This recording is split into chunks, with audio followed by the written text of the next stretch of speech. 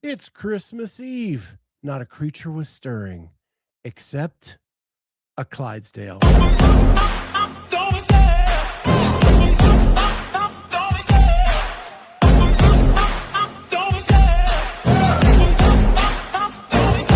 I love the chase and the hunt, and I set the pace when I'm running. I always take what I want and I always give it 100. Don't need a bank, no I'm funded. Play the game like it's nothing. I'm always thankful for something. Don't take for granted, stay humble. Now wake up! It's time to look at the enemy. Look in the mirror if he is no friend to me. It's not working out, maybe it's the chemistry. It's time to break up so I can make a better me.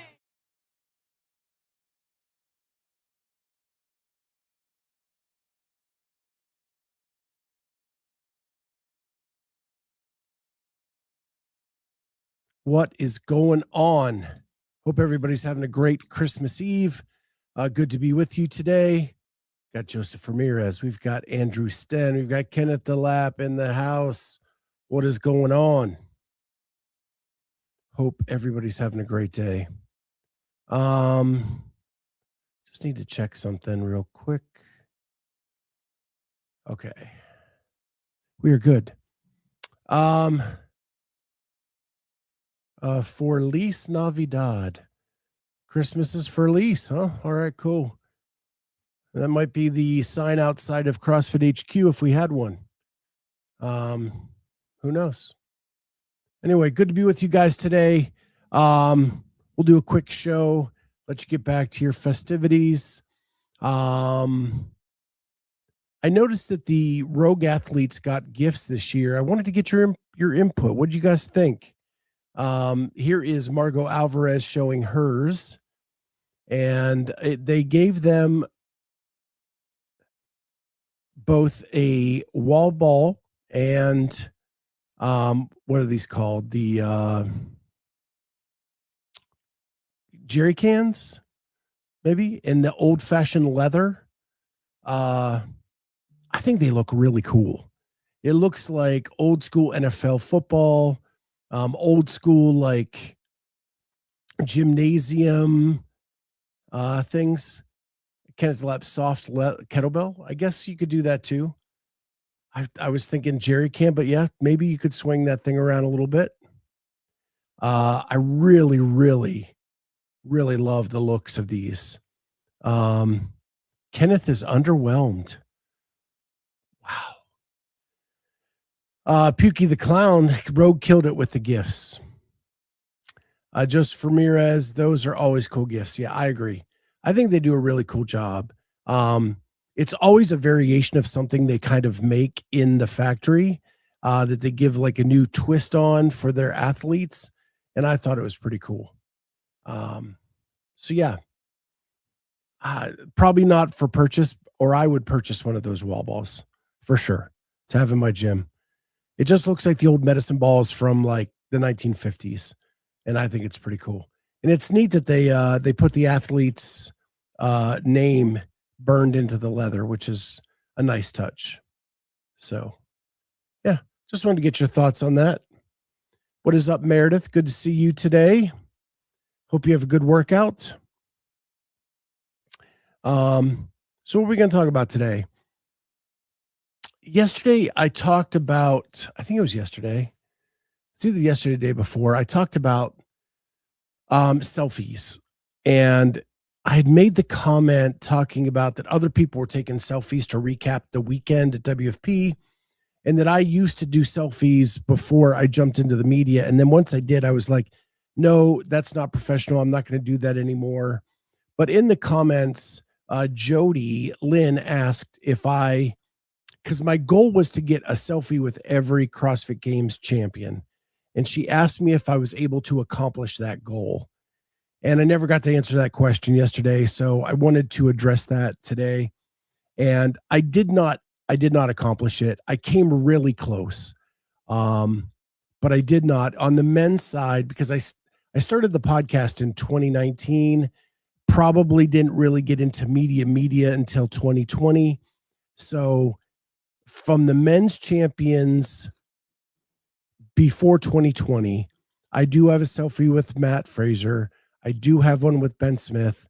I do have one with Rich Froning. I have one with Graham Holmberg, and I have one with Jason Kalipa. I did not get Miko Salo, but I have talked to him for probably 15 minutes at a Rogue Invitational in the lunchroom, which was an awesome experience. And James Fitzgerald, I did not get a selfie with him. And then the current roster of like Medeiros, Adler, Sprague, and Hopper, I've interviewed them all in person, but I've never taken a selfie with them because that was after the fact. So I've met them all except for James Fitzgerald. So there's that. On the women's side, I have a selfie with Tia. I have Katrin. I have Camille, Sam Briggs, Annie Thorsdottir, Kristen Clever, Katie Henniger. I don't have Tanya Wagner, or Eva T was the first CrossFit Games champion, I believe. Those are the two I don't have. And I have talked to in person Laura, but I don't have a selfie with her. So that's how I came really close before I stopped doing the selfie thing. On the men's side, I really just didn't get James Fitzgerald or Miko Salo. On the women's side, Eva T or Tanya Wagner. And I have the rest. So it was a fun experience when I was doing it back then in my volunteer days and just kind of hanging out around the sport.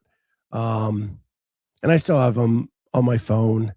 But yeah, pretty cool. Joseph Ramirez asks how my mom is doing. She's doing great. Talked to her last night. She's over at my nephew's house, just about 15 minutes across town here in Columbus. She's spending yesterday and today with them. She's coming over here tonight. So we'll do Christmas Eve church service together.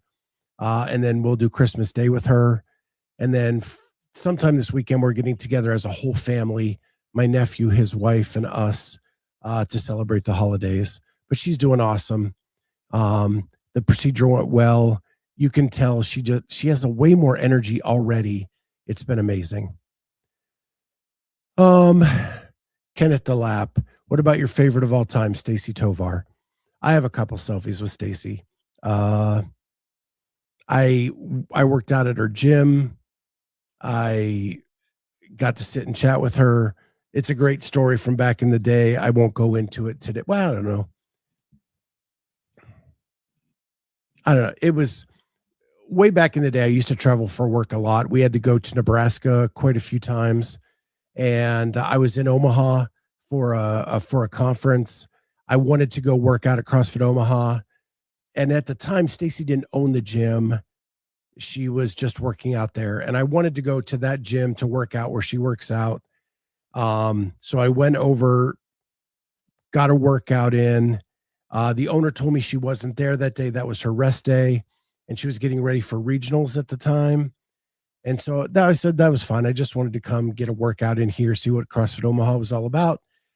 So I did all that, finished my workout, and I'm putting stuff away, and I hear, "Hey, Scott," and I turn around and it's Stacie. And here the owner had called her, told her my weight loss story. She came over and to meet me, and we sat and we talked for about a half an hour. It was an amazing experience. That just that she would come do that and talk and have those conversations was great. And then I got to know her and her husband over the next several years at regionals and different things. And they're just great people. And I really enjoyed my time getting to know them. So, but yeah, when she did that, it was a win for me that she would take time out of her day to come hang out. Plus it was a great workout. It was like a Tabata of burpees and snatches. I can remember it like it was yesterday. It was crazy. So, but it ripped me up. It was alternating burpees and then into snatches, Tabata.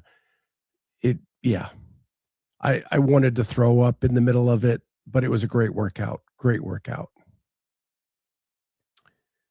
John George, 75 and sunny here in the Villages, Florida. 2 hours of work left. Jazzed. You're having show today. Yeah, I'm working this afternoon. I work up till 5. We're going to go to church about 7:00 and then just hang out and I actually will have to work on Friday.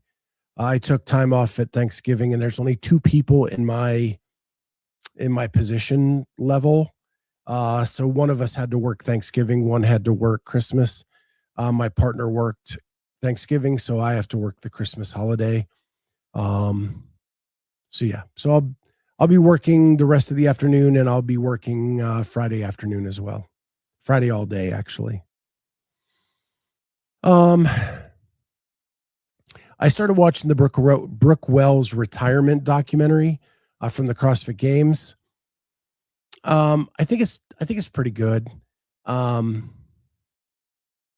It's weird because I've not ever had the greatest relationship with Brooke as a media member. She has never accepted an invitation to be interviewed by me or my team. And so with that, it's just natural not to have like the best feelings towards someone when you are always being told no by them. And that's fine. I mean, she can make her choices. She can talk to who she wants to talk with. I just never got that opportunity to interview her at an event or on a longer form or anything like that. But I've been around for her whole career. I was volunteering when she first showed up as a 19-year-old at regionals in 2015 and made the games and kind of shocked the world with the way she was finishing. And man, at the time, everybody thought she was like the next big thing. Because she hit the scene hard in 2015. She was winning events at regionals, blowing people away.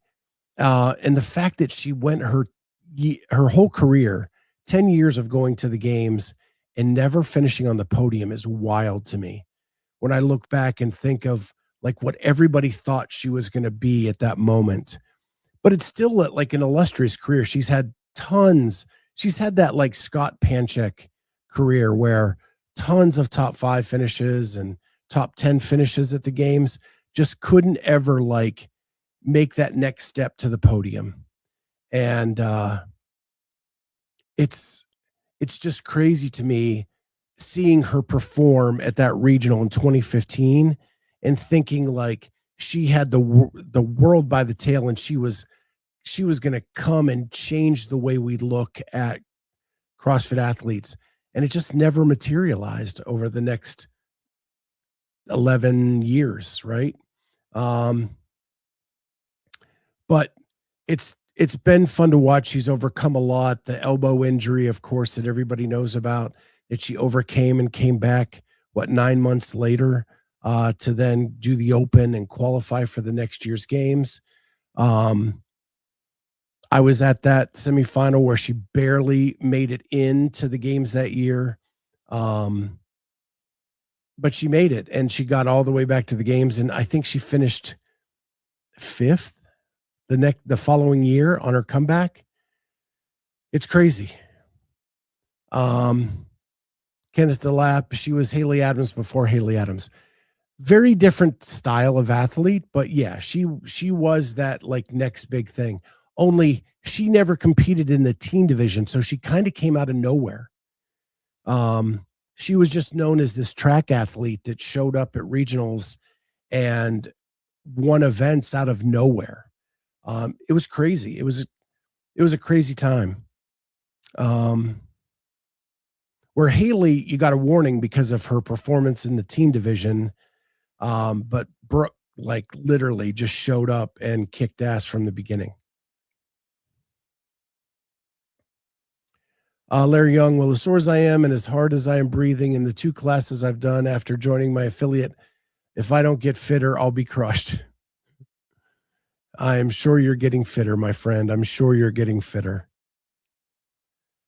So anyway, I watched the documentary. I'm about, I don't know, 3/5 of the way through.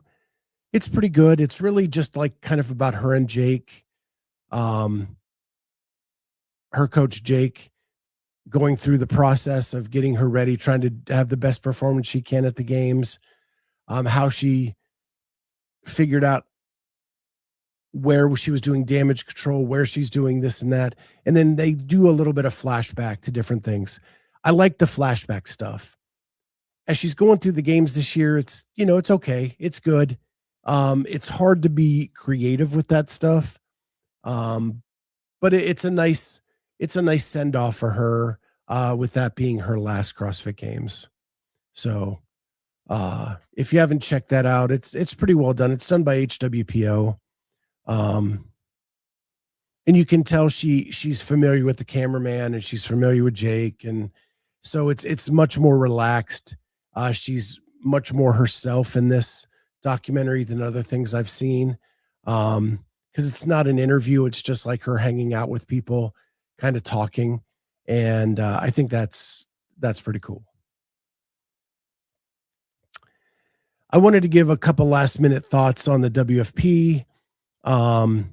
Last night, Jamie had this, what I think is a brilliant idea to help explain the story of the WFP, and that is to use the raw scores achieved by the athlete in each event and have that carry over to the next event, rather than convert that to a placing score for the event and then doing the next event, making another placing score, adding those together. Just take the raw scores earned during the event, pause your tour, come back for tour 2, start it up again, add the points you earned to that, and go on. And I think why it makes it's 2 reasons why it makes that idea better is it explains that the tour is one long event, that from beginning to end, you're earning points to see who is the fittest of that season, that was developed by WFP.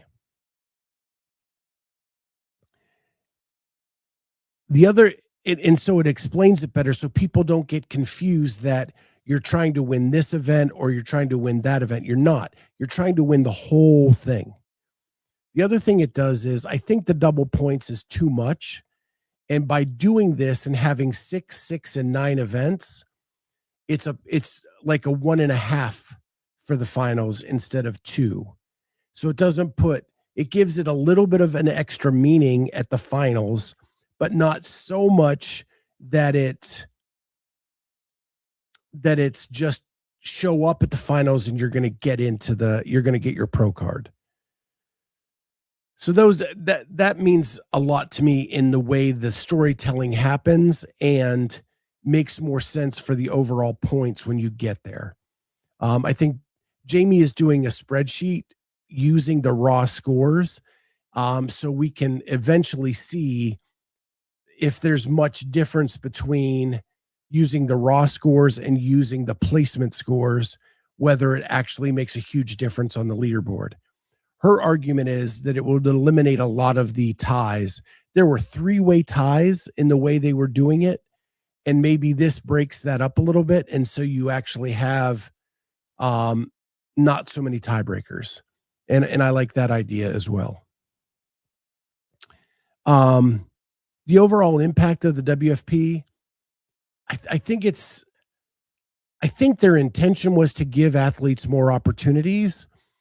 And I think for one, it showed some athletes that those opportunities are too much, that with all of this going on, they lose an off season.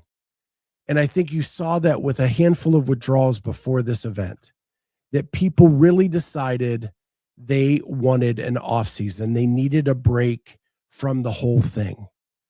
They needed to step away. They needed to refresh.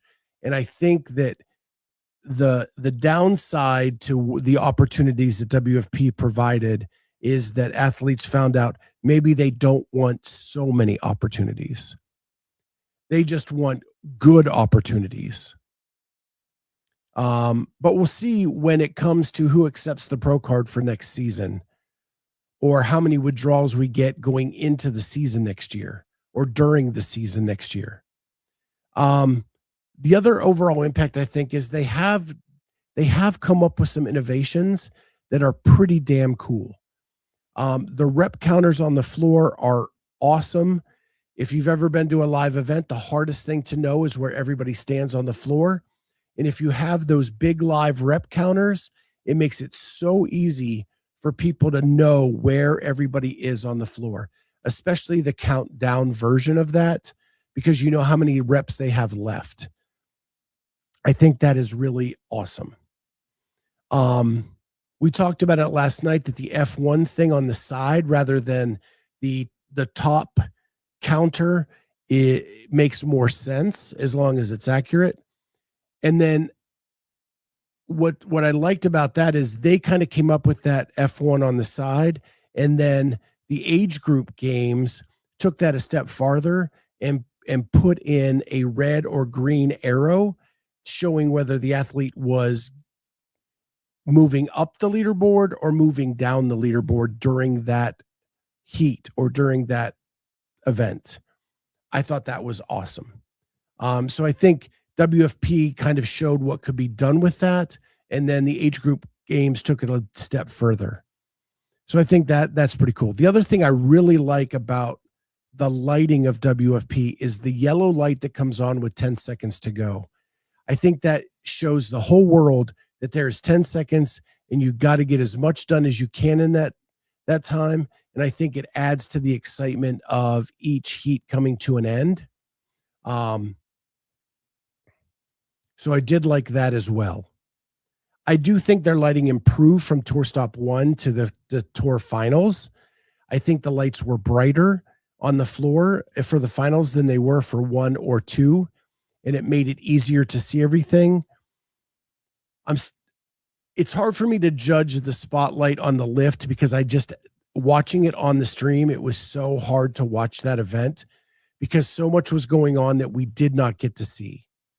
And because of that, I don't know how much impact the lighting had because I didn't get to see the competition anyway. Regardless, they could have been in the dark and I would have seen the same amount of stuff because all I was getting, especially in the women's final heat, were missed lifts. And so that was really, really frustrating for me.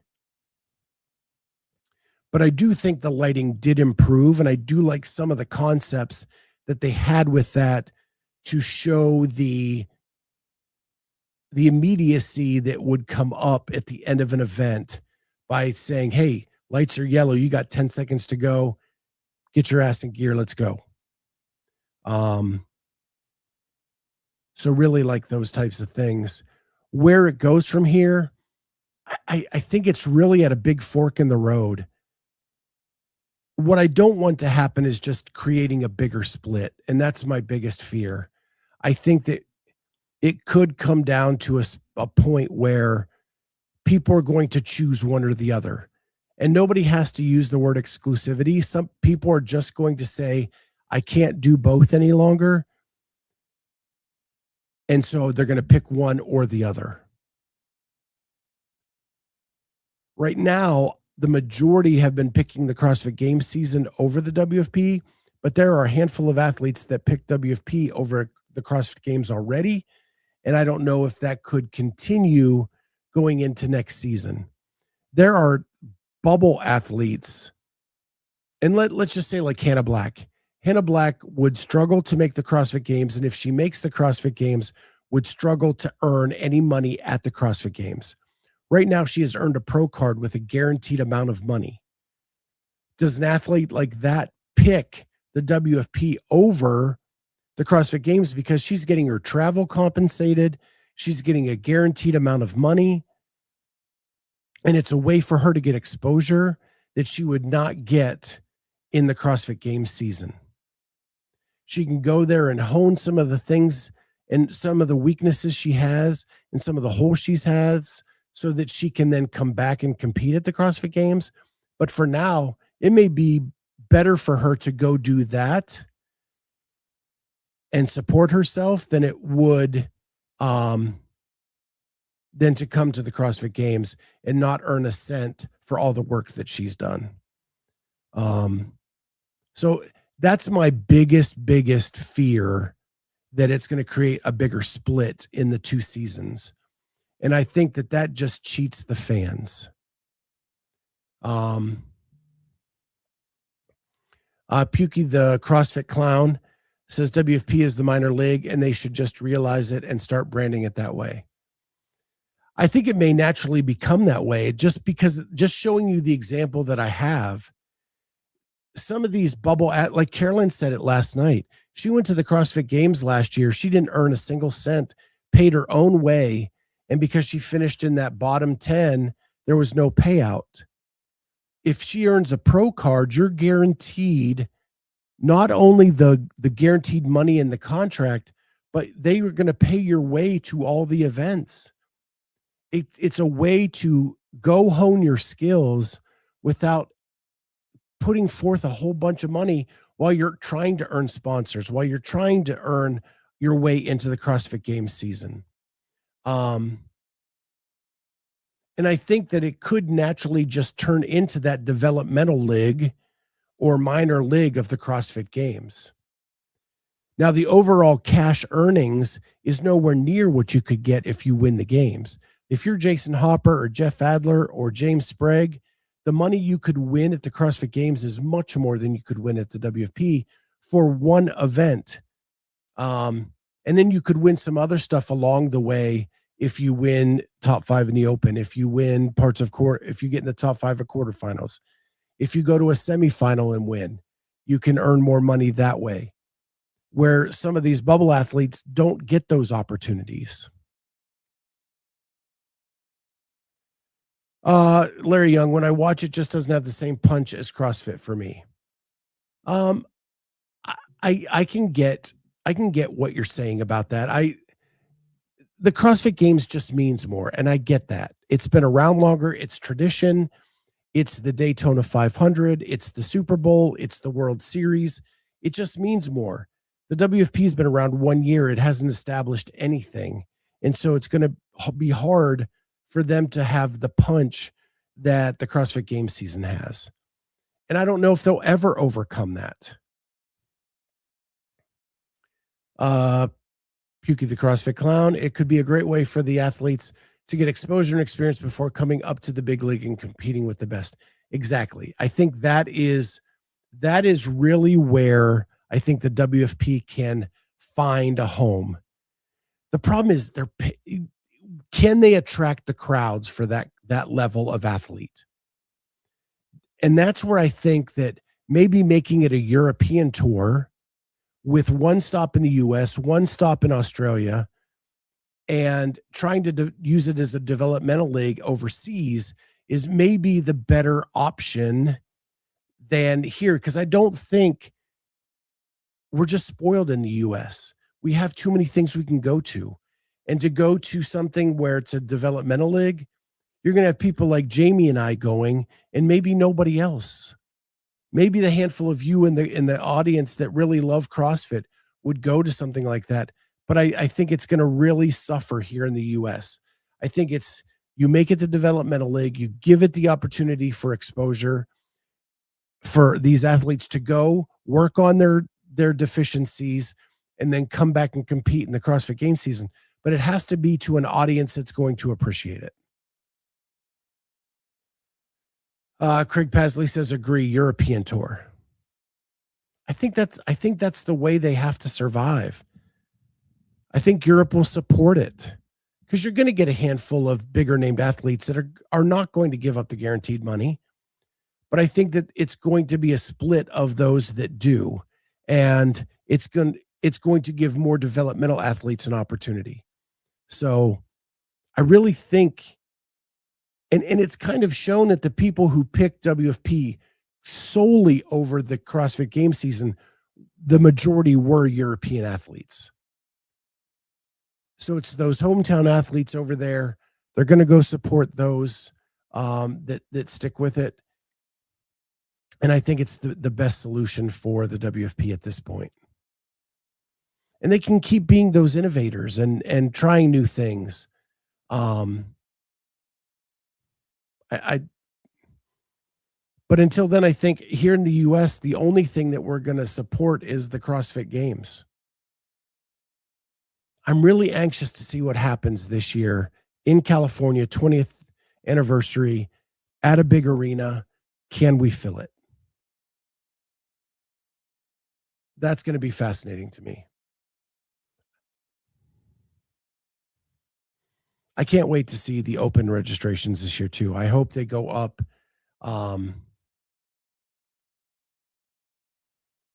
But the last thing I want is, like we talked about last night, is it to split and have half of the good people in one league and half in another.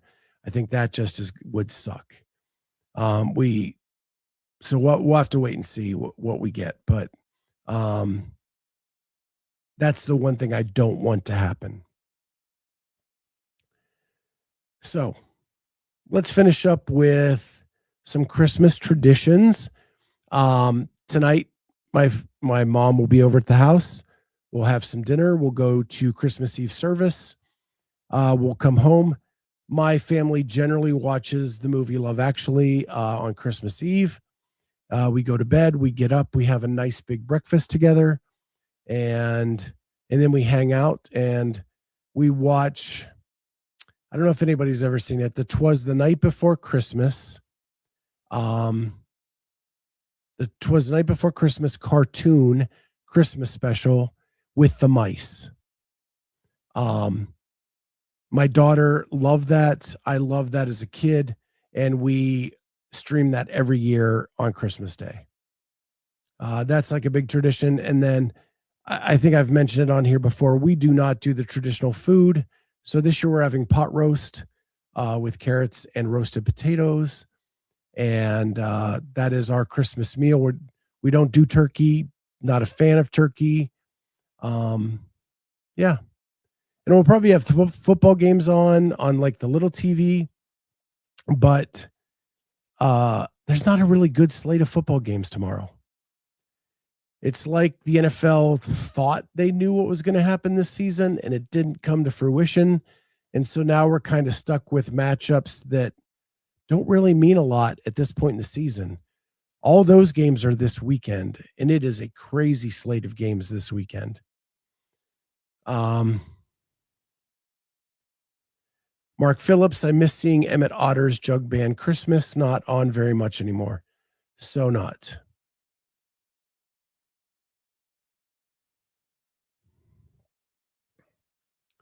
Jody, Scott, do you have an IMDb list? I don't. I don't even know what I use IMDb to look at like who's an actor, who's a voice, things like that. But I can you create a list? I didn't even know you could do that. You missed the beginning of the show, Jody. I talked about how many of the selfies I got of the champions. So if you want to hear where I got to with that goal, it's right at the beginning of the show. You can go check that out and see which of the champions I got selfies with and which ones I didn't. Because I did not finish. So yeah, those are our traditions. Do you guys have any big traditions you do Christmas Eve or Christmas Day or any other holiday you may celebrate? Anybody got special dinners they plan? The other thing we do is we usually let A Christmas Story kind of run in the background as we're doing things. Just because for years, TBS and TNT would run it all day long. So we usually do that too. My wife's a big Christmas Story fan. She has a lot of like the t-shirts with Ralphie in the bunny costume and stuff like that. So she's a big Christmas Story fan.